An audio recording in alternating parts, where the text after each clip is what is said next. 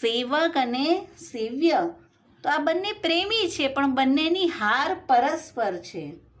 પ્રભુનું સૌંદર્ય જોઈ ભક્ત હારી જાય અને ભક્તનો પ્રેમ જોઈ પ્રભુ હારી જાય.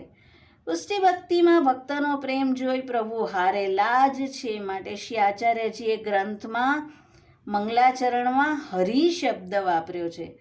પ્રભુ ભક્તને વશ્ય થઈ ભક્તને ત્યાં બિરાજે છે.